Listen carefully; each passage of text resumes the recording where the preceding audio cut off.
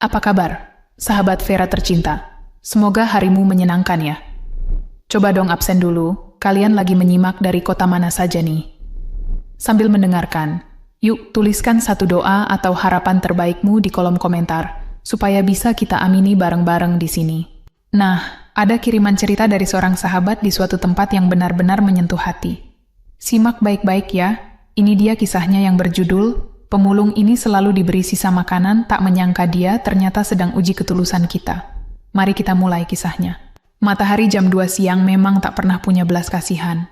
Panasnya langsung memanggang atap seng warung nasi, berukuran 3 kali 4 meter itu, membuat udara di dalamnya terasa pekat oleh aroma bumbu kuning yang mulai mengering di dasar wajan. Kipas angin kosmos di sudut ruangan berderit ngilu, memutar udara panas yang bercampur dengan debu jalanan. Di balik etalase kaca yang ujungnya diselotip karena retak, Siti mengusap peluh di dahi dengan ujung daster batiknya yang sudah pudar. Sepi. Lauk pauk di depannya, tempe orek yang mulai layu, sayur lodeh yang kuahnya menyusut meninggalkan noda minyak di pinggiran panci, dan beberapa potong ayam goreng, nyaris tak tersentuh sejak pagi. Lalat hijau sesekali hinggap, menuntut Siti untuk terus mengibaskan lap kotor ke udara. Dikasih penglaris kek, Ti. Biar nggak sepi-sepi amat itu warung. Jangan-jangan aura lu gelap. Seruan nyaring itu menembus deru kendaraan bermotor. Yuning sih, pemilik warung pecel lele di seberang yang selalu ramai, tertawa terbahak-bahak sambil mengipas-ngipas tumpukan lele gorengnya. Asap tebal dari penggorengannya sengaja diarahkan ke warung Siti, membawa bau gurih yang seolah terang-terangan mengejek nasibnya hari ini. Siti hanya tersenyum tipis. Tidak ada tenaga tersisa untuk membalas, apalagi marah. Tangan kasarnya, yang kapalan karena bertahun-tahun mengulek sambal, kembali mengelap meja kayu yang sebenarnya sudah tak ada nodanya lagi. Bunyi gemerisik roda gerobak reyot yang diseret paksa tiba-tiba memecah kebisingan. Seorang pria tua bungkuk berhenti tepat di depan warung. Pakaiannya lebih mirip kumpulan kain perca yang direkatkan paksa oleh daki dan keringat. Topi capingnya koyak di bagian tepi. Bau asam menyengat dari karung goni berisi botol plastik dan kardus bekas seketika menguar, menelan habis aroma masakan Siti. Beberapa pembeli di warung Yuningsih spontan menutup hidung. "Hus, pergi sana, bikin hilang selera makan aja pagi-pagi," usir salah satu bapak berseragam PNS sambil mengibaskan tangan dengan jijik. Pria tua itu, Pak Aris, menunduk dalam-dalam. Tubuhnya yang kurus kering tampak gemetar, entah karena takut atau menahan lapar. Langkahnya gontai, berniat memutar balik gerobaknya yang roda kirinya sudah miring. "Pak!" Panggilan Siti terdengar pelan, nyaris tenggelam oleh suara klakson angkot, tapi entah bagaimana cukup untuk menghentikan langkah si tua. "Sini, Pak, makan dulu." Tatapan nanar dari mata Pak Aris yang cekung bertemu dengan senyum lelah Siti. Pria itu menggeleng perlahan, menepuk saku celana kainnya yang kempis dan bolong. Ia tak punya uang sepeser pun. Siti tahu itu. Bukannya mengusir, perempuan itu malah keluar dari balik etalase, menarik kursi plastik merah yang kakinya agak pincang satu, mempersilakan tamunya duduk. Siti berbalik, matanya menatap potongan ayam goreng paling besar di nampan, yang kulitnya masih terlihat renyah keemasan dan dagingnya tebal. Itu satu-satunya ayam utuh yang tersisa hari ini. Sisanya hanya kepala, ceker, dan sayap yang dagingnya seadanya. Tanpa ragu, capit aluminium di tangan Siti menjepit ayam besar itu. Diletakkannya di atas piring kaleng berlapis kertas nasi, disiramnya dengan kuah lodeh kental, dan ditaruhnya sejumput besar sambal terasi di pinggirnya. Ditaruhnya piring itu pelan-pelan di atas meja kayu di depan Pak Aris. Asap tipis mengepul dari nasi yang masih hangat. Pak Aris menelan ludah dengan susah payah, jakunnya naik turun. Tangannya yang bergetar penuh noda tanah perlahan meraih sendok. Di sudut warung yang temaram, Siti menyandarkan punggungnya yang pegal. Ia mengamati pria itu makan dalam diam. Lahap sekali, persis seperti orang yang tidak melihat nasi berhari-hari. Dunia mungkin melihatnya sebagai rongsokan berjalan, batin Siti, dadanya berdesir pelan meresapi rasa hangat yang aneh, tapi di mataku, dia adalah tamu kehormatan yang dikirim Tuhan untuk menguji seberapa lebar pintu hatiku. Terdengar tawa meremehkan dari seberang jalan lagi. "Tuh, Lihat, orang gila ngasih makan gembel pakai ayam gede. Pantas aja warungnya mau bangkrut. Modal dibuang-buang. Siti membuang muka. Ia berjalan ke bagian belakang warung yang tertutup tirai kain lusuh, duduk di atas dingklik kayu pendek dekat ember cucian piring. Perutnya sendiri tiba-tiba berbunyi keras. Ia mengambil piring plastik kecil, menyendok sisa nasi berkerak yang menempel di dasar magicom, lalu mencomot tulang rawan dari dada ayam sisa kemarin yang sudah keras. Hanya itu yang masuk ke mulutnya. Dikunyahnya pelan-pelan agar tak melukai gusi. Sambil mengunyah, sebelah tangannya merogoh saku daster. Jemarinya menyentuh selembar kertas yang terlipat kusut. Surat peringatan terakhir dari sekolah Maya. Tenggat waktu pembayaran SPP sudah menunggak 3 bulan, ditambah uang seragam yang belum lunas. Angka yang tertulis dengan tinta merah di kertas itu membuat dada Siti sesak, seolah ada tangan tak kasat mata yang mencekik lehernya. Air matanya menggenang di pelupuk, mengaburkan pandangan. Tapi buru-buru ia seka dengan punggung tangan yang berbau sabun colek. Kalau saja ayam goreng besar tadi ia jual obral ke tukang ojek pangkalan, mungkin ada tambahan 15.000 untuk ditabung. Tapi mengingat rakusnya Pak Aris menghabiskan makanan tadi, Siti langsung menepis penyesalannya. Biarlah, Tuhan tak mungkin tidur, pikirnya pasrah, menelan sisa tulang lunak di mulutnya dengan getir. Suara kursi ditarik menyadarkan Siti. Pak Aris sudah berdiri. Piring kalengnya bersih tanpa sisa sedikit pun. Pria tua itu membungkuk kaku ke arah tirai tempat Siti bersembunyi, sebuah gestur terima kasih yang ganjil namun tulus, lalu berbalik menyeret gerobaknya kembali ke bawah terik matahari, membelah debu jalanan Jakarta yang tak pernah ramah. Siti menghela napas panjang, bergegas ke depan untuk membereskan meja. Pikirannya masih melayang pada Maya yang tadi pagi berangkat sekolah dengan sepatu jebol. Ia meraih piring kaleng dan sendok kotor itu dengan gerakan mekanis, menumpuknya asal-asalan. Tepat di titik tempat piring itu tadi diletakkan, tergeletak sebuah koin. Warnanya perunggu keemasan pudar dengan ukiran huruf asing yang tidak biasa, memantulkan sinar matahari sore dari celah atap seng yang bocor. Sebuah benda yang bobot dan kilaunya jelas memancarkan aura kemewahan dari masa lampau, teramat janggal berada di atas meja warung yang lengket. Sayangnya, beban di kepala Siti terlalu berat. Tangannya dengan cepat mengelap meja dengan lap basah, menyapu remah-remah nasi dan koin itu sekaligus ke arah ujung meja. Bunyi denting logam padat yang jatuh menghantam lantai tanah sama sekali tak terdengar olehnya. Tertelan habis oleh deduk knalpot Metro Mini berisik yang melintas tepat di depan warungnya yang kian merana. Panas terik siang itu rasanya memanggang seng atap warung sampai terdengar bunyi gemeretak pelan.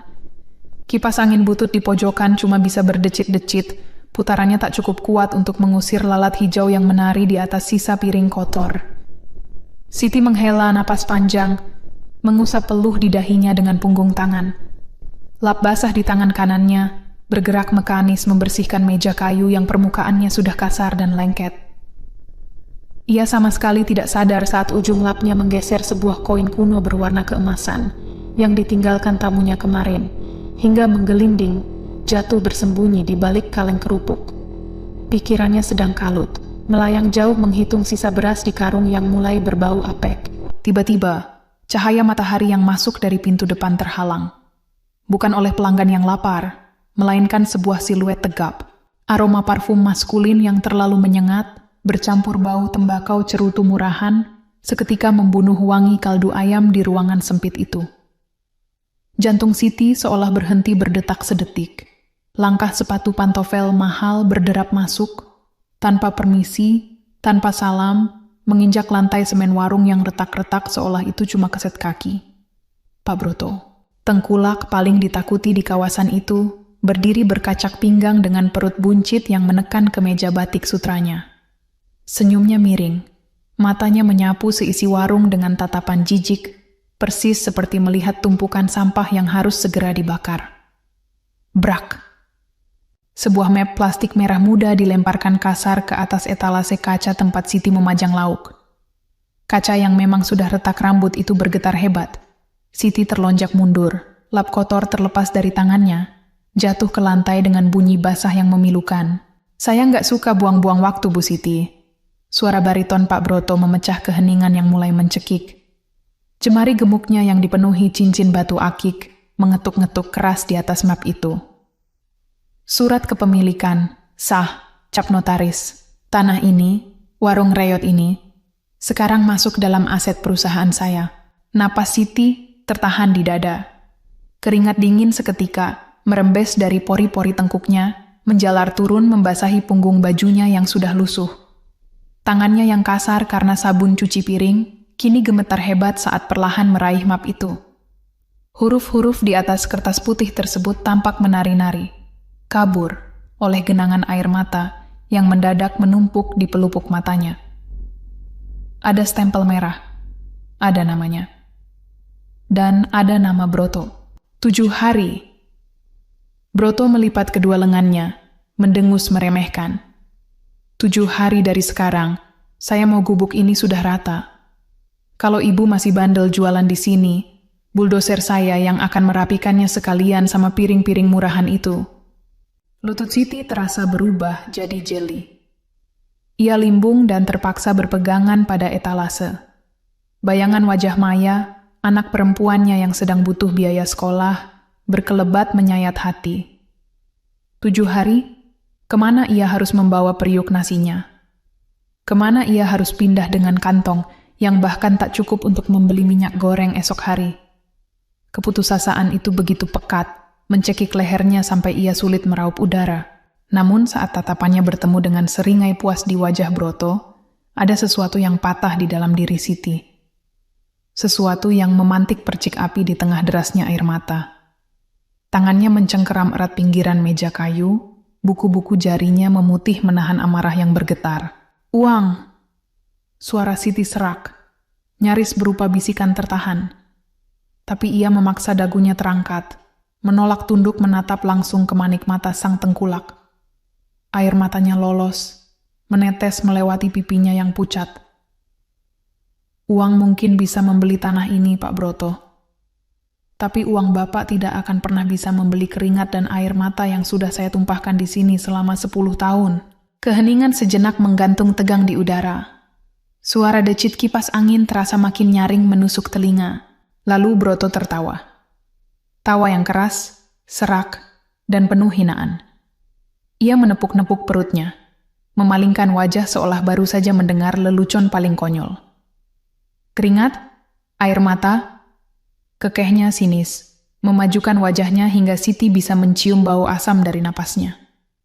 Coba bawa keringat dan air matamu itu ke bank, Bu Siti. Lihat apa mereka mau menukarnya dengan beras. Broto meludah sembarangan ke lantai warung. Ia berbalik, bersiap pergi dengan kemenangan penuh. Namun langkahnya terhenti di dekat meja pojok yang gelap. Di sana, seolah terabaikan dari drama penggusuran itu, duduk Pak Aris. Pemulung lusuh bersweter rajut compang-camping itu tampak menunduk. Namun, jika ada yang memperhatikannya dari dekat, tangan kirinya tidak sedang memegang tulang ayam. Tangan keriput yang tersembunyi di balik robekan sweternya itu sedang menekan pelan sebuah perangkat pipih metalik. Sebuah lampu indikator merah berkedip tanpa suara, seukuran ujung jarum, merekam setiap ancaman dan tawa pongah Broto dengan kualitas audio tingkat tinggi. Heh, bau sampah! Broto mengibaskan tangannya di depan hidung, menendang pelan kaki kursi yang diduduki Pak Aris hingga bergeser. Gara-gara gubuk ini nampung gembel kayak lu, harga tanah di sini jadi anjlok, menyingkir lu, bikin kotor mata gue aja. Pak Aris perlahan menghentikan gerakannya.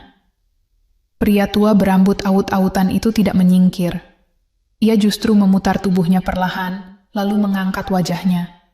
Siti menahan napas, takut pemulung malang itu akan dipukul. Tapi yang terjadi selanjutnya membekukan udara di dalam warung. Pak Aris tidak menunduk ketakutan. Tubuhnya yang biasanya bungkuk mendadak tegak, memancarkan aura yang membuat suhu ruangan seolah anjlok. Mata tua yang biasanya sayu itu menatap lurus menembus manik mata Broto. Tidak ada kekosongan atau keputusasaan di sana. Tatapan itu luar biasa dingin, sangat tajam dan menghakimi, setajam pisau yang siap memotong tulang.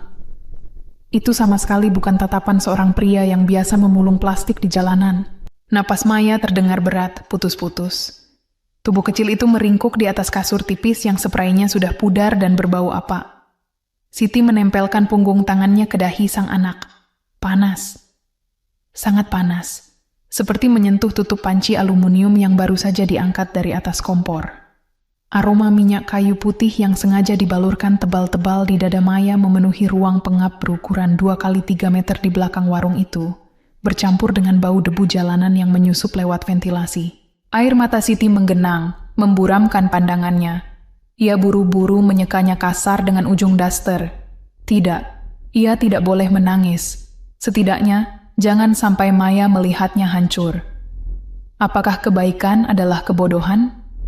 Batin Siti menjerit, suaranya bertabrakan dengan bising deru knalpot motor 2 tak dari jalanan depan. Saat aku mencoba menjadi manusia, keadaan justru mencekiku tanpa ampun. Tangan Siti bergetar hebat saat membuka dompet kain motif batik yang resletingnya sudah macet. Di dalamnya hanya ada 3 lembar uang 20 ribuan yang lecek, 1 lembar 5 ribuan robek di ujungnya, dan beberapa keping uang logam yang terasa dingin di kulitnya. Hanya itu. Sisa uang dari laci warung semalam. Uang yang seharusnya ia kumpulkan untuk mencicil tunggakan sekolah Maya, yang kini malah tidak ada artinya di hadapan ancaman penggusuran Pak Broto. Pikirannya berputar ruwet, kusut seperti benang layangan putus di atas atap. Uang ini untuk ke puskesmas menebus obat penurun panas? Atau untuk belanja ke pasar, membeli beras murah dan beberapa butir telur supaya warung tetap bisa beroperasi hari ini? Kalau warung tutup, tidak ada uang yang masuk sama sekali. Besok mereka makan apa? Tapi kalau dibelikan telur dan Maya kejang karena panasnya tidak segera turun, dada Siti sesak hebat, seolah ada balok beton yang menindih tulang rusuknya. "Ibu, warungnya nggak buka?" Suara Maya parau, matanya setengah terpejam, bibirnya kering pecah-pecah. Anak 10 tahun itu tahu betul, ibunya sedang tidak baik-baik saja sejak orang-orang berwajah garang, suruhan Pak Broto datang menggebrak meja kemarin. "Ibu libur dulu, ya, Nduk. Ibu mau temenin Maya di rumah," bisik Siti. Ia memaksakan senyum, sebuah senyuman yang rasanya jauh lebih perih daripada luka tersayat pisau daging. Dengan langkah terseret, Siti berjalan ke bagian depan warung. Udara di luar mendung, sekelabu perasaannya. Ia menarik rolling door bak kompor besi berkarat itu ke bawah. Suaranya berderit nyaring, memekakan telinga, memecah pagi yang muram. Siti baru saja akan memasukkan besi gemuk kuningan ke lubangnya, ketika ekor matanya menangkap sebuah siluet yang sangat ia kenal. Di emperan toko kelontong sebelah yang masih tutup, Pak Aris duduk meringkuk. Karung rongsokannya yang kotor menjadi sandaran punggung rentanya. Pria tua itu memeluk lutut. Pakaian compang-campingnya basah oleh embun pagi. Wajahnya tertunduk layu. Namun, saat ia mengangkat kepala, ada sesuatu dalam tatapan mata tua itu yang langsung menembus ulu hati Siti. Tatapan lapar. Tatapan pasrah dari seseorang yang mungkin sudah diusir dari 3 tempat berbeda sejak subuh tadi. Siti mematung. Jemarinya mencengkeram gembok besi itu hingga buku-buku jarinya memutih. "Tuhan, aku sungguh tidak punya apa-apa lagi hari ini," rintih Siti dalam hati. Di kulkas bututnya yang karet pintunya sudah longgar. Hanya tersisa sepiring nasi dingin sisa semalam, sebutir telur yang cangkangnya sedikit retak, dan beberapa lembar sawi hijau yang mulai layu kekuningan. Itu satu-satunya bahan makanan yang rencananya akan ia buatkan nasi goreng darurat untuk makan siang Maya nanti, kalau anaknya sudah bisa menelan makanan. Pak Aris menunduk lagi, seolah tahu diri bahwa ia tidak pantas berharap pada warung yang pintunya sudah mau digembok rapat. Pria lusuh itu pelan-pelan bangkit, memanggul karung rongsokannya dengan susah payah. Bahunya merosot turun. Kakinya menyeret aspal perlahan, menjauh dari warung. Siti memejamkan mata rapat-rapat. Tarikan napasnya panjang dan bergetar hebat. Rasa pusing mendera kepalanya, tapi hati kecilnya tidak bisa berbohong. "Pak Aris," langkah tua yang menyeret itu berhenti. Siti menekan tuas gembok itu ke atas. Berderit pelan. Ia mendorong rolling door itu ke atas hingga setengah terbuka. "Masuk, Pak. Saya masakan nasi goreng ya. Cuma ada telur 1, nggak apa-apa kan?" Suaranya serak menahan tangis. Suasana di dalam warung temaram karena lampu sengaja tidak dinyalakan. Hanya ada pendar cahaya kebiruan dari kompor gas yang apinya kadang memerah, Tanda tabung melon di bawahnya sudah nyaris kosong. Bunyi sutil beradu dengan wajan aluminium tipis terdengar pilu di tengah keheningan. Siti menumis irisan 2 siung bawang merah terakhirnya. Aroma gurih perlahan menguar, berusaha menutupi bau kecemasan yang menggantung di udara. Ia menuangkan nasi dingin itu. Ia pecahkan telur retak itu. Dalam hati berdoa kencang semoga isinya belum busuk. Syukurlah, kuningnya masih utuh. Ia mengaduk sekuat tenaga, memasukkan sisa kecap manis dari dasar botol yang harus ia tepuk-tepuk keras bagian pantatnya. Tangannya cekatan memasak, meskipun kedua bahunya terus naik turun menahan isak yang tersangkut di tenggorokan. Disajikannya sepiring nasi goreng sederhana itu di atas meja kayu yang catnya sudah mengelupas. Asap tipis masih mengepul dari butiran nasi. Pak Aris duduk dalam diam. Pria itu tidak langsung menerkam makanan di depannya seperti biasa. Tangan keriputnya yang penuh debu dan daki hanya menyentuh pinggiran piring porselen yang hangat itu. Matanya yang tajam di balik alis ubanan yang lebat menatap Siti lekat-lekat. Ada keheningan yang aneh merayap di antara mereka. Bukan hening orang canggung, tapi hening yang terasa berat. Hening yang sedang menguliti jiwa Siti. Siti berdiri salah tingkah sambil mengusap apronnya yang bernoda minyak. Dimakan, Pak, mumpung hangat. Saya harus ke belakang dulu, anak saya lagi sakit panas di dalam. Baru 1 langkah Siti memutar tubuhnya, suara berat dan serak itu menghentikan langkahnya. Ibu Siti menoleh kaget. Tumben sekali. Selama berbulan-bulan makan di sini, pemulung ini biasanya hanya mengangguk, tersenyum kecil, atau bergumam tidak jelas. Suaranya hari ini terdengar aneh, berbeda sama sekali. Sangat jernih, tegas, dan jauh dari kesan seorang kakek yang ringkih. Pak Aris tidak melihat ke arah piring nasi goreng di atas meja. Pandangannya lurus, mengunci sepasang mata Siti yang sembab dan merah. Di luar, rintik hujan mulai turun menderas, menghantam atap seng warung dengan ritme yang memekakan telinga. Mengubur suara bising jalanan. Jika tanah ini milikmu selamanya, ucap Pak Aris perlahan. Setiap suku katanya ditekankan dengan intonasi yang membuat bulu kuduk ditengkuk. Siti tiba-tiba meremang tajam. Apa yang akan kamu lakukan? Matahari Jakarta sedang terik-teriknya, memanggang aspal sampai bau tar menguar tajam. Siti melangkah gontai keluar dari ruko sempit berplang kantor bantuan hukum. Suara kipas angin usang dan derit kursi kulit murahan, di dalam sana masih terngiang jelas, berputar-putar di kepalanya. Maaf, Bu Siti. Melawan orang seperti Pak Broto itu sama saja menabrak tembok beton. Surat tanah ibu posisinya lemah. Kalau mau masuk pengadilan butuh biaya operasional yang tak sedikit. Kalimat pengacara muda bermata lelah tadi menggantung di udara, tapi menampar telak ulu hati Siti. Ia meremas tali tas kainnya yang berserabut sampai buku-buku jarinya memutih.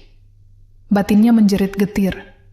Keadilan seolah-olah hanya milik mereka yang mampu membayar pengacara, sementara kami yang jujur hanya bisa berserah pada debu. Tangannya gemetar hebat. Uang dari mana? Untuk makan besok saja ia harus memutar otak sampai mual. Boro-boro menyewa pengacara. Siti menumpang angkot dengan tatapan kosong. Kepalanya bersandar pada kaca jendela yang bergetar keras. Rasanya ia ingin menyerah, membiarkan dirinya tersapu habis oleh nasib.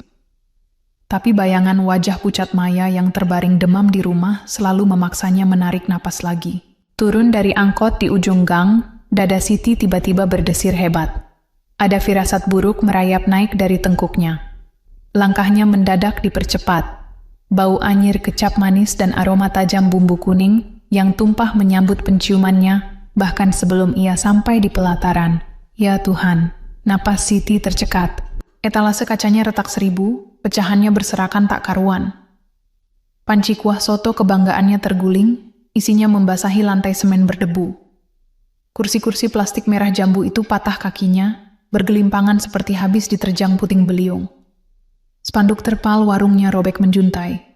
Disayat benda tajam dengan kejam. 2 laki-laki berbadan tegap berjaket kulit kusam meludah sembarangan ke arah pecahan piring sebelum naik ke motor mereka. Itu baru pemanasan, Bu. Pak Broto titip pesan. Besok kalau belum angkat kaki juga, warung ini kami ratakan sekalian sama tanah. ancam salah satunya. Suaranya serak tertelan raungan knalpot blong. Mereka melesat pergi, meninggalkan kepulan asap hitam yang mencekik. Siti ambruk. Lututnya membentur tanah dengan bunyi tumpul. Pecahan beling menggores jempol kakinya yang hanya beralas sandal tipis, tapi perihnya tak terasa. Jauh lebih perih melihat urat nadinya, sumber penghidupan satu-satunya untuk membesarkan Maya, dihancurkan tanpa sisa di depan mata. Dari balik bilik triplek di belakang warung, terdengar batuk Maya yang kering dan tertahan. Anak itu tak berani keluar, meringkuk ketakutan dengan badan yang masih mendidih karena demam. Dengan pandangan kabur oleh air mata, Siti memunguti pecahan piring itu satu persatu. Ia tak menangis meraung-raung. Ia hanya diam, membiarkan air matanya jatuh menetes bercampur sisa kaldu di tanah. Habis sudah. Modal tak ada. Bahan makanan jadi tumpukan sampah. Obat Maya pun tak terbeli. Di tengah kekacauan yang mencekik napas itu, mata Siti tanpa sadar mencari-cari ke sudut warung. Ke arah kursi kayu reyot di dekat galon air minum. Kosong. Sudah 2 hari. 2 hari semenjak ia memberikan sisa masakan terakhirnya waktu itu, laki-laki tua berbau matahari dan kardus bekas itu tak pernah muncul lagi. Padahal biasanya, bunyi gemerincing kaleng dari dalam karung kumalnya selalu jadi pertanda yang entah kenapa ia tunggu-tunggu. Senyum ompongnya yang tulus, cara Pak Aris makan dengan lahap seolah nasi, dan sepotong ayam buatan Siti adalah hidangan termewah di dunia. Semua itu perlahan menjadi jangkar kewarasan Siti di tengah tajamnya lidah orang-orang pasar. Kemana Pak Aris? Apa orang tua itu pingsan sakit di pinggir jalan? Atau jangan-jangan dia juga lari ketakutan melihat preman-preman Pak Broto yang mondar-mandir meneror warung ini? Siti tersenyum sumbang. Aneh sekali pikirannya ini. Kenapa di saat dunianya sedang hancur lebur, ia malah mencemaskan nasib perut seorang pemulung asing? Mungkin, karena hanya laki-laki lusuh itulah yang menatap Siti sebagai sesama manusia yang berharga. Bukan sebagai pedagang bangkrut, bukan pula sebagai janda lemah yang mengemis di tanah sengketa. Ketiadaan Pak Aris hari ini membuat kesepian itu terasa berlipat ganda, menikam dadanya sampai perih. Sore merambat turun. Langit kemarau berubah menjadi jingga kelabu yang kotor, memantulkan kesuraman di wajah lelah Siti yang duduk memeluk lutut di tengah puing. Angin jalanan membawa debu, mengeringkan jejak air mata di pipinya yang semakin cekung. Namun, di seberang jalan raya sana, terhalang lalu lalang motor dan angkot yang bising. Siti sama sekali tak menyadari ada sesuatu yang ganjil. Sebuah sedan hitam legam keluaran Eropa. Mobil yang terlalu mewah, terlalu bersih, dan terlalu rahasia untuk ukuran perkampungan kumuh itu. Terparkir diam mematung. Kaca filmnya begitu pekat hitam, menyembunyikan rapat-rapat siapapun yang bernapas di balik kemudi. Hanya sesekali, pantulan cahaya lampu senja menyorot sebuah lensa tebal dari celah kaca jendela belakang yang diturunkan tak lebih dari 2 jari. Dari balik kabin yang gelap dan sejuk itu, sepasang mata mengamati lekat-lekat, merekam setiap detail kehancuran warung Siti dalam sebuah keheningan yang menyimpan badai. Kardus mie instan di sudut ruangan itu sudah melengkung, nyaris jebol di bagian bawah. Tapi Siti tetap menjejalkan mangkuk-mangkuk bergambar ayam jago ke dalamnya. Tangannya kebas, buku-buku jarinya memutih karena terlalu kuat mencengkeram. Udara pagi ini terasa jauh lebih berat dari biasanya. Tak ada lagi semerbak wangi bumbu kuning yang ditumis. Yang ada hanya aroma anyir debu bercampur sisa kuah kaldu basi yang menggenang di lantai. Jejak amukan preman bayaran Pak Broto 2 malam lalu. Pecahan kaca dari etalas lauk berderak pelan di bawah sandal jepit Siti yang menipis. Perempuan itu mengusap dahi dengan punggung lengannya yang terbalut daster pudar, menyeka keringat dingin yang sedari tadi merembes. Matanya sembab, bengkak, dengan lingkaran hitam yang dalam. Menangis pun rasanya sudah percuma. Air matanya sudah habis terkuras semalaman untuk mengompres kening Maya yang terbakar demam di ruang belakang. Siti menghentikan gerakannya. Ia menatap nanar kalender usang dari toko material yang tergantung miring di dinding triplex. Tanggalnya sudah dilingkari spidol merah. Hari ke-7. Waktunya sudah habis. Dadanya terasa sesak seolah ada bongkahan batu besar yang menekan rusuknya. Ia menarik napas panjang yang terdengar bergetar di tengah keheningan warung yang berantakan. Mungkin ini cara Tuhan mengajariku tentang melepaskan, batinnya perih.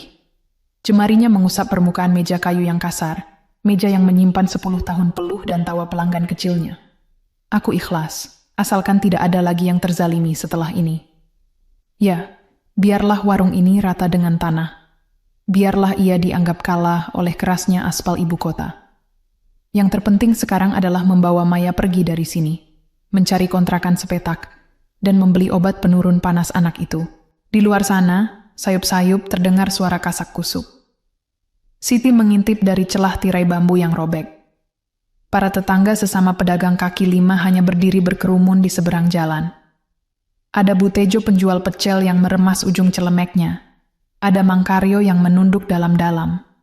Dulu, bibir mereka adalah yang paling lincah mencibir, menertawakan Siti karena menyisihkan potongan ayam utuh untuk seorang pemulung tua sementara ia sendiri menggerogoti tulang. Namun hari ini, cemoohan itu lenyap. Mata mereka hanya menyiratkan rasa kasihan yang bisu dan ketakutan. Tak ada satu pun yang berani melangkah menyeberang untuk membantu. Mereka terlalu takut menjadi sasaran amuk preman Pak Broto berikutnya. Siti menelan ludah getir. Ia memaklumi. Di kota ini, empati seringkali kalah pamor dengan harga keselamatan perut sendiri. Getaran mesin diesel yang berat mulai terasa merambat ke telapak kaki Siti dari ujung jalan. Bunyi deru itu membuat perutnya melilit hebat. Alat berat. Waktunya benar-benar tinggal hitungan menit. Ia bergegas membungkuk, hendak mengangkat kardus terakhir yang berisi wajan dan sutil kesayangannya. Namun, pergerakannya terhenti. Sebuah bayangan tubuh menutupi sinar matahari pagi yang menembus ambang pintu. Engsel pintu yang sudah setengah lepas itu berderit pelan. Sosok itu berdiri di sana. Karung goni lusuh tersampir berat di bahu kirinya. Kemeja batiknya yang pudar tampak lebih kotor dari terakhir kali Siti melihatnya, dipenuhi bercak tanah kering dan entah noda apa lagi. Rambutnya yang memutih tampak acak-acakan di bawah topi kumalnya. Laki-laki tua itu menatap kekacauan di dalam warung.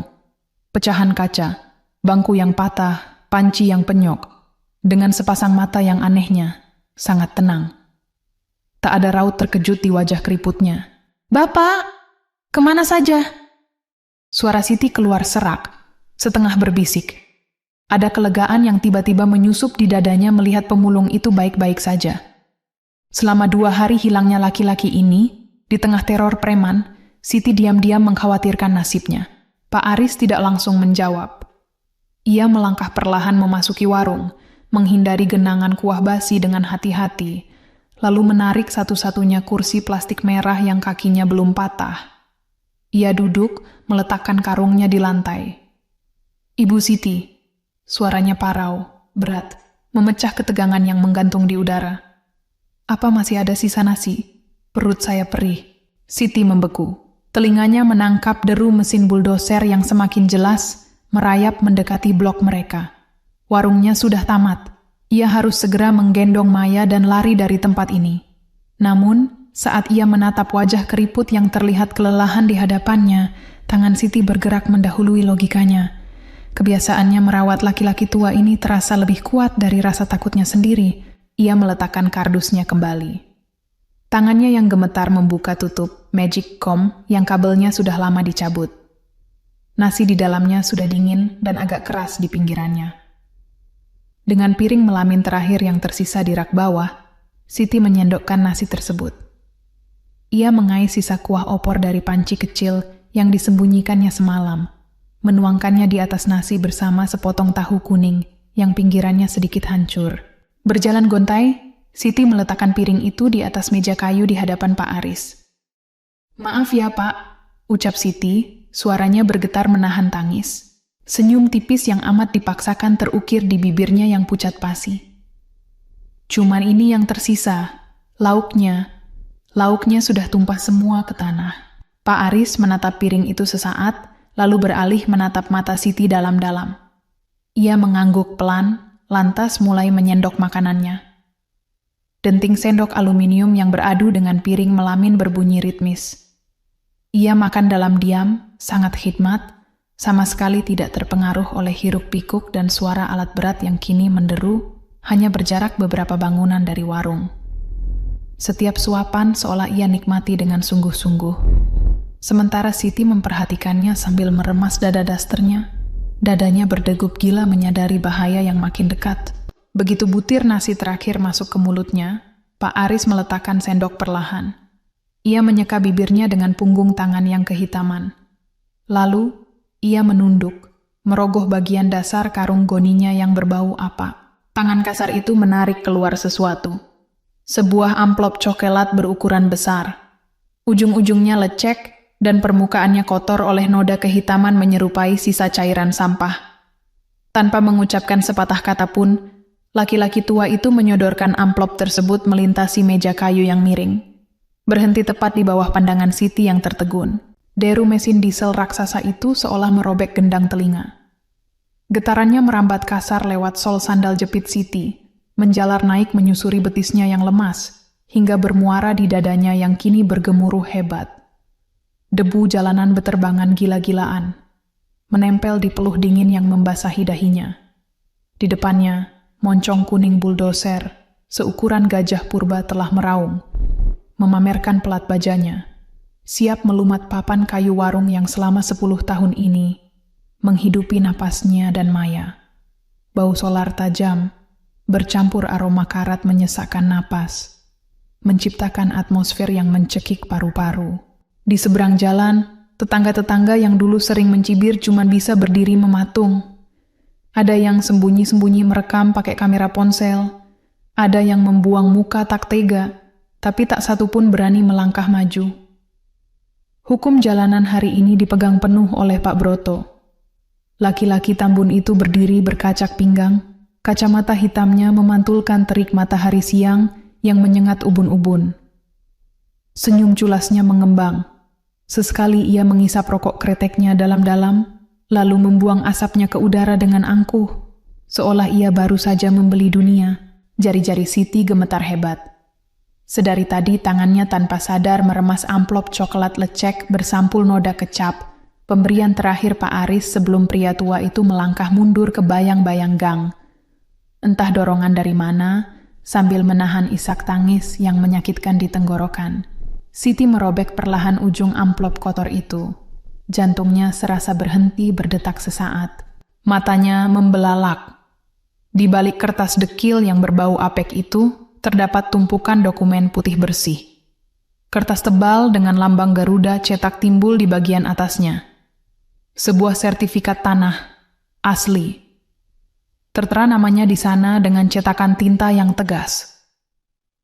Bukan cuma itu, di baliknya terdapat lembaran-lembaran mutasi rekening bank dan setumpuk fotokopi dokumen atas nama Broto Sugiarto, yang seluruh halamannya dicap merah besar dengan tulisan menyala. Palsu. Siti terhuyung mundur selangkah. Kertas-kertas itu mendadak terasa begitu berat. Seberat rentetan fakta yang kini menghantam akal sehatnya. Napasnya memburu tak beraturan. Tunggu sebentar. Dokumen ini tidak mungkin. Siapa sebenarnya orang tua yang selama ini aku beri makan? Kepalanya pusing berdenyut, seakan realitas baru saja dijungkir balikan tanpa ampun.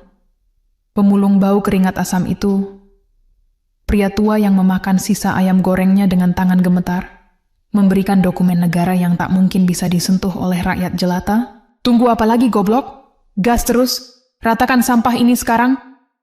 Teriakan parau Pak Broto menggelegar menembus deru mesin.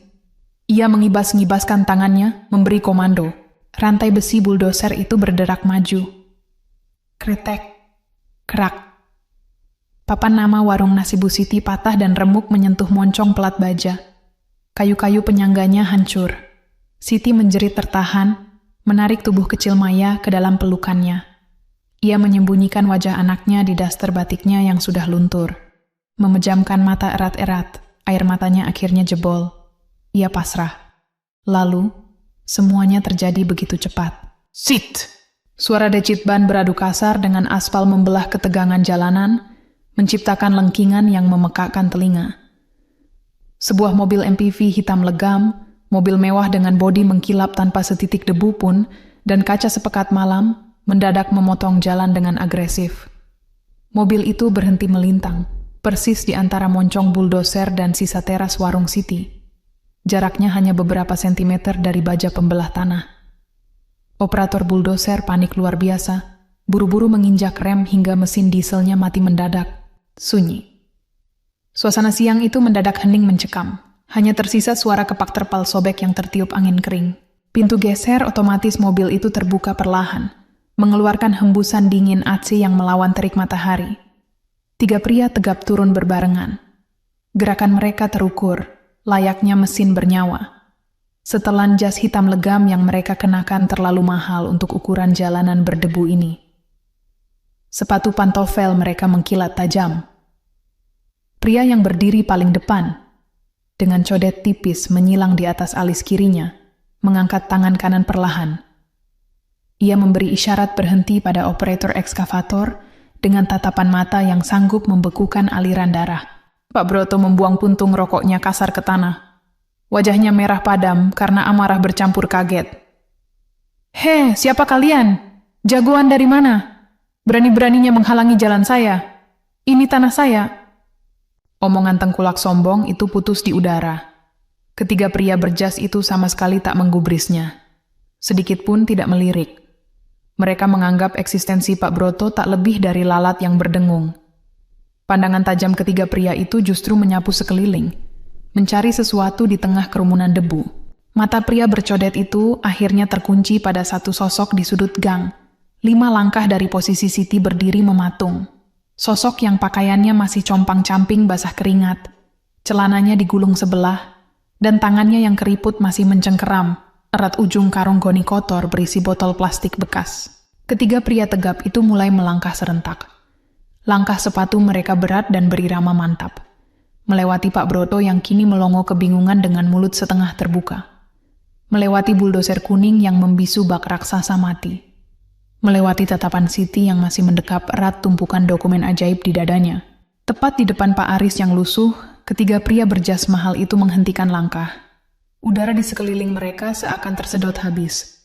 Tanpa ragu sedikit pun di depan puluhan pasang mata warga yang menahan napas, pria bercodet itu merapatkan kedua tumitnya, hingga berbunyi klik, melipat kedua tangannya di depan perut, lalu menundukkan kepalanya dalam-dalam.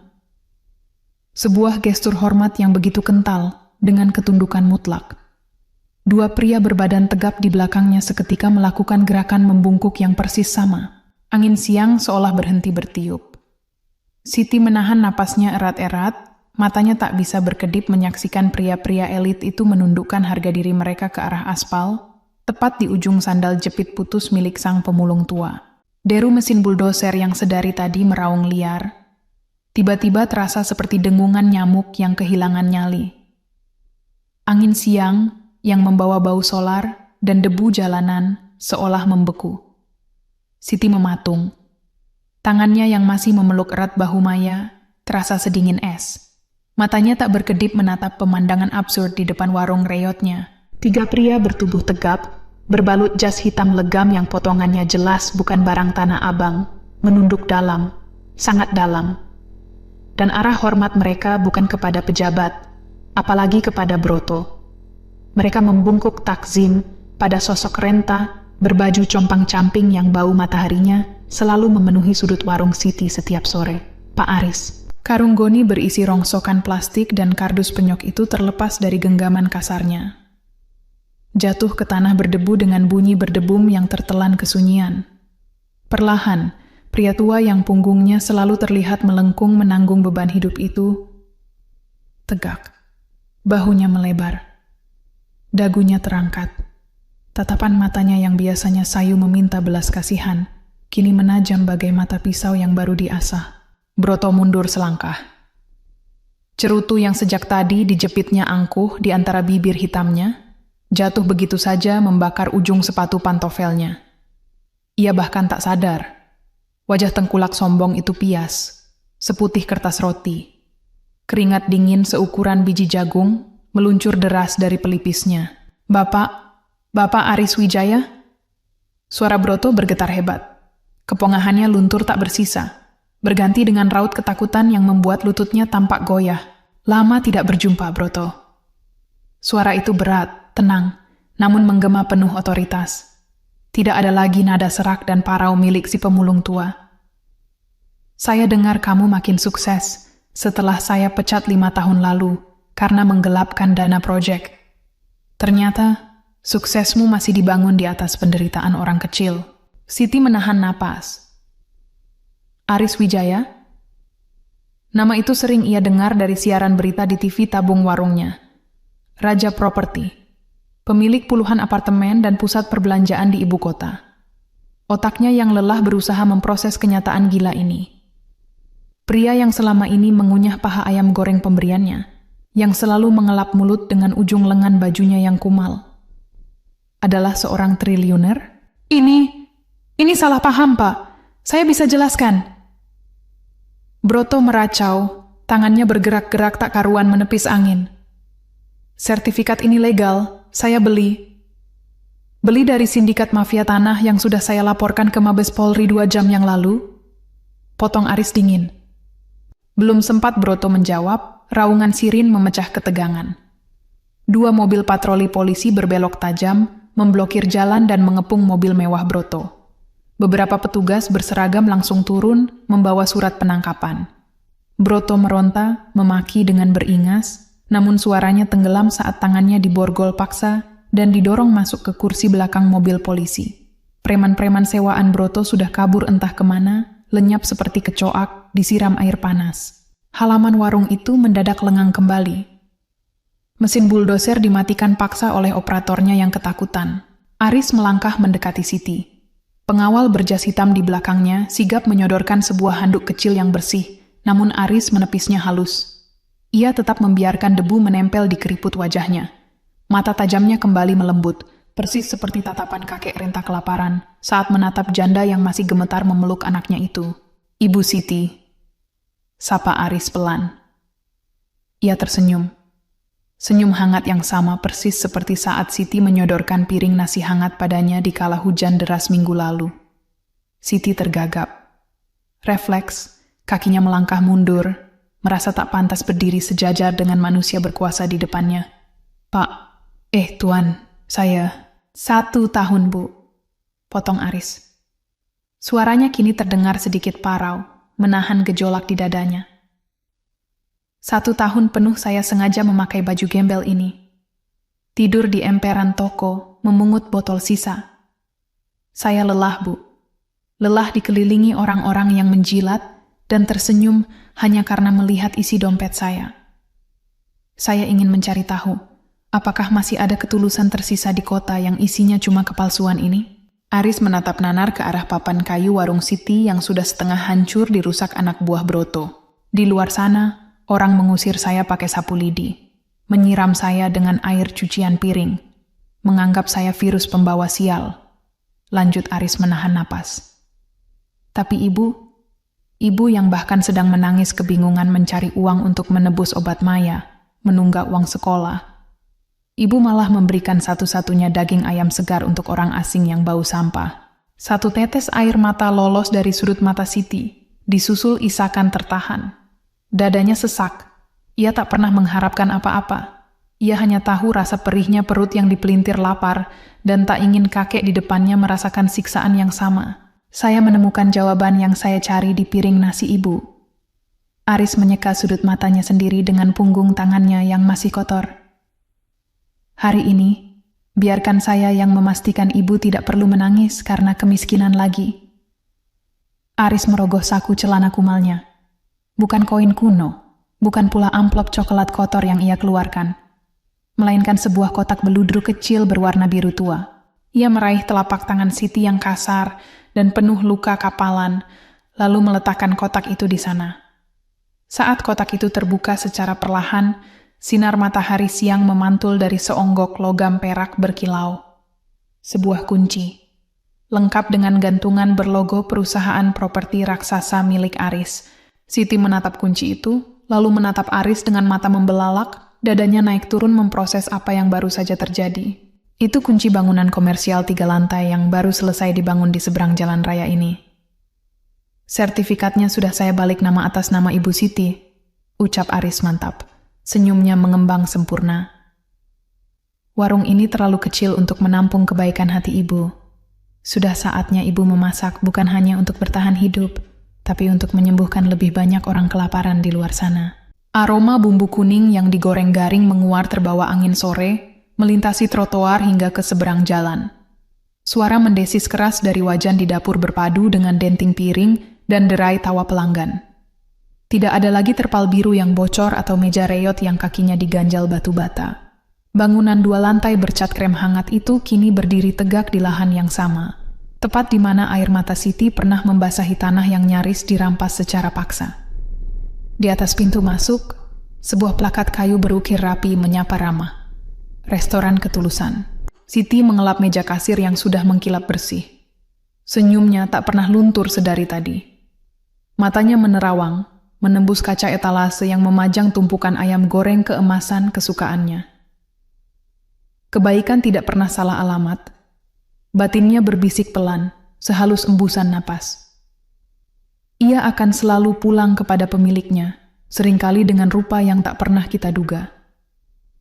Siapa yang menyangka, jalan menuju kehidupannya yang sekarang justru dibuka oleh sepasang tangan keriput yang dulu gemetar memegang piring seng berkarat. "Ibu, Maya berangkat bimbingan belajar dulu, ya?" Suara nyaring dari arah tangga membuyarkan lamunannya. Maya turun dengan langkah ringan. Seragam putih, abu-abunya disetrika licin dan wangi. Ransel di punggungnya kini penuh sesak oleh buku tebal. Bukan lagi berisi kecemasan akan ancaman putus sekolah karena SPP menunggak. Siti mengangguk bangga, menyelipkan 2 lembar uang puluhan ribu ke saku seragam putrinya dengan penuh kasih sayang. Tepat saat Maya keluar restoran, sebuah SUV merapat pelan ke pelataran parkir. Bukan mobil mewah berdempul mengkilap yang dijaga pengawal bersetelan jas, melainkan mobil biasa pada umumnya. Aris turun dari bangku kemudi mengenakan kemeja katun sederhana yang lengannya digulung asal. Tapi senyum yang merekah dari wajah tuanya masih sama persis dengan senyum kakek pemulung yang dulu duduk pasrah di pojok warung. Aris datang bukan sekadar mampir makan. Di tangannya ada map berisi laporan bulanan Yayasan Pendidikan Ketulusan, sebuah yayasan yang mereka rintis bersama, khusus untuk anak-anak putus sekolah.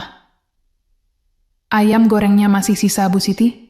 Perut saya dari tadi di jalan bunyi terus menagih resep rahasia Ibu," gurau Aris, tawanya renyah memecah keheningan sesaat. Tidak ada sekat pembatas antara triliuner penguasa properti dan mantan penjual nasi rames pinggir jalan. Sambil meracik pesanan sahabatnya, pikiran Siti sejenak melayang bebas.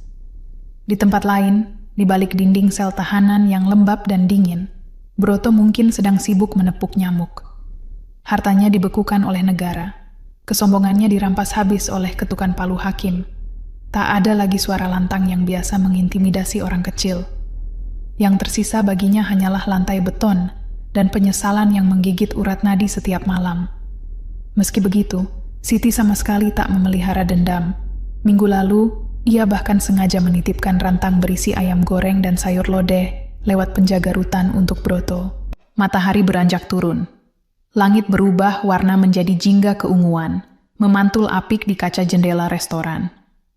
Para karyawan Siti yang dulunya ibu-ibu pengangguran kini mulai sibuk merapikan meja. Di tengah hiruk-pikuk penutup hari itu, pandangan Siti tiba-tiba terkunci pada sebuah bayangan di trotoar seberang jalan. Terdengar derit roda gerobak reot yang ditarik susah payah oleh sepasang lengan kurus kering dan legam terbakar terik matahari. Sebuah topi caping bambu menutupi separuh wajah si pria tua. Aroma karat dan keringat seolah menembus angin. Pria itu berhenti sejenak, berteduh di bawah tiang lampu. Matanya yang cekung menatap nanar ke arah etalase restoran. Tangannya merogoh saku celana komprang yang memudar, mengeluarkan beberapa lembar uang ribuan kusut, bercampur koin receh. Ia menghitungnya dengan bibir bergetar hebat. Jelas, uang itu tak akan cukup untuk sekadar membeli seporsi nasi putih di tempat sebagus ini. Salah satu karyawan bersiap melangkah keluar, wajahnya berkerut hendak meminta bapak tua itu menjauh agar tidak menghalangi mobil pelanggan. Namun, Siti melesat maju menahan pelan lengan karyawannya. "Biar saya saja," bisiknya lembut. Siti bergegas ke belakang etalase. Ia mengambil sebuah piring keramik putih bersih. Dengan cekatan, ia menyendok nasi hangat, memilih sepotong dada ayam goreng yang ukurannya paling besar, menambahkan sambal terasi segar, lalu menyiram semuanya dengan bumbu kuning melimpah. Bukan sisa tulang. Ini porsi makanan terbaik yang bisa disajikan oleh dapurnya. Dengan piring di tangan, Siti melangkah keluar, membiarkan angin sore meniup ujung jilbabnya. Ia mendekati pria tua yang refleks langsung menunduk bahunya, seolah sudah bersiap pasrah menerima usiran kasar. Namun, alih-alih hardikan menyakitkan, telinga keriput bapak itu justru menangkap nada suara yang amat sejuk. "Bapak, mari mampir ke dalam. Kebetulan saya masak agak banyak hari ini." Pria tua itu perlahan mendongak dengan tatapan bingung. Di depannya, Siti berdiri menyodorkan sepiring makanan dengan uap sedap yang mengepul, dihiasi oleh senyuman hangat yang begitu tulus. Senyuman yang sama persis saat ia menyambut kedatangan Pak Aris bertahun-tahun yang lalu.